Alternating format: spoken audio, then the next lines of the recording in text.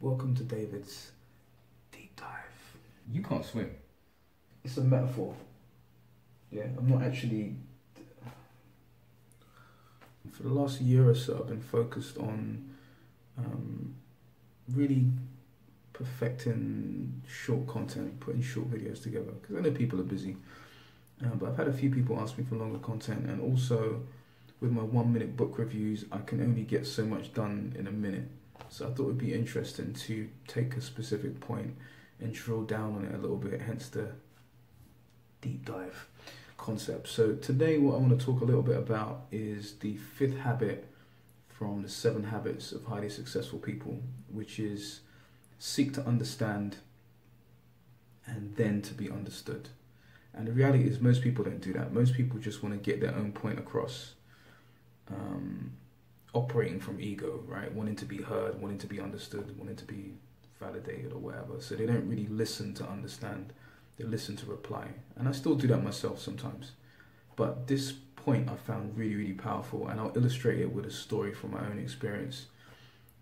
Between 2015 and 16, I was the VP of Education at First London Toastmasters, which is like a public speaking club. So I was putting the educational program together for the speakers, and organising presentations, getting guest speakers and trainers and all this kind of stuff. Anyway, we had a specific situation with one member of our club who was given these evaluations which were just like scathing. And it's supposed to be a safe place for everyone to speak and practice and develop their skills. And she did a few evaluations where like you could feel the temperature in the room just like drop afterwards, right? So I'm talking to the president. I'm like second in command to the president at this point, and she's like upset about it. I was starting to get a little bit upset about it myself because it was a few times I've seen it happen now. And I know that if you crush a speaker's confidence like that, particularly when they're just developing, they might never speak again, right? And a lot of people are very vulnerable when it comes to public speaking. And I'm quite protective of people, right? So I was not happy. So the president asked me if I would have a word with her. So I had all this stuff I wanted to say.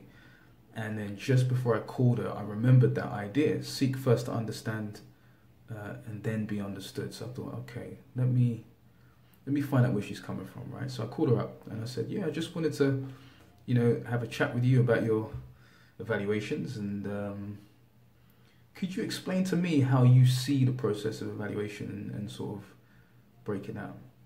And so she's like, well, the thing is, David, where I'm from, she's Eastern European, she's like, where I'm from, we never really got positive feedback.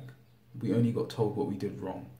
We weren't really praised or encouraged in that way. We were just told what we did wrong and what to fix. And she said, I grew up with that. My mother's a teacher, and she's really like that to an extreme. And then on top of that, I work in a job where my role is to troubleshoot. I have to look at programs and I have to find the issues and the errors with a view to fixing them. So my mind's really geared to that. And so when she explained all of this, I was like, oh, wow. It shed a lot of light on a lot of things for me, including with my girlfriend, because my girlfriend's Eastern European too. And I could see the same sort of thing. Everything's supposed to be perfect all the time. So you only get, issues or mistakes highlighted.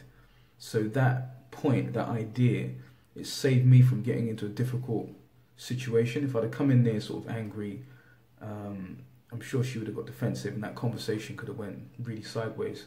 But in the end, she felt heard, she felt understood.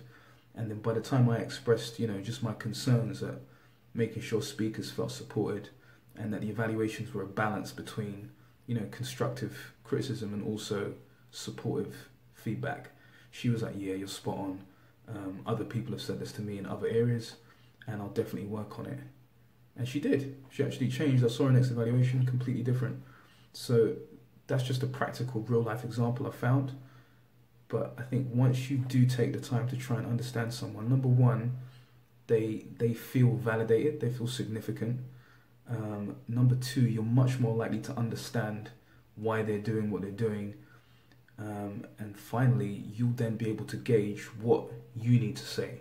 Because you might think they're in this place or that place, but once you know, There's no vagueness, there's complete clarity, and then you know exactly what to say and how to put it across.